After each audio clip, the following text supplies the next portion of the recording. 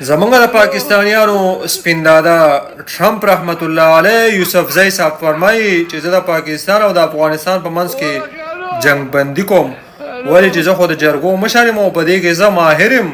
ډېرو خلکو له مې روغې وکړې، ستا په ښځې در ټک کوم د نه سړي زویه، زه بې وسه یم که نه ستا نه ما د سټ و د سټ ته غاړې د نه سړي زویه.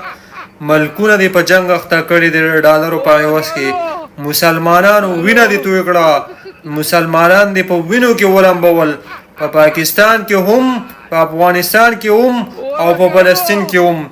ستا په ښځې در ټک وم د قولنګي چرګ په شانتې دا ویښته دې پرېښي دي، د چرګ د بانګي د چارخولې په شانتې دې دا ویښته پرېښي دي د نه سړي زویه. وایي زه روغې کوم، ته روغې کوې ته خو خلک په وینو کې لمبوي، مسلمانانو د وینو تږی. خو د افسوس خبره دا ده چې زه یو د ملک سربراه نه یم، زه در باندې ځان الوزوم ستا د ښځې درړ وغیم د نه سړي. بیا خلک وایي دیو کنزل کوي، نو دې دلګانو ته به کنزل نه کوي، دیو ته به د قرآن آیاتونه وایي، دیو ته به احادیث وایي، خو دیو له به د ښځې هغه چټ یادی، نو د زړه ته به یې سکون میلاویږي او د دې دماغونه به دا بوج ختمیږي. نو دا ښځه کوسې خو مونږ سهار ماښام وژني. څومره مړي په پنجاب کې وکړه بېګا، او بیا په کنټینرو کې اور یې ورته اچولی دی، سوي دي دا چا؟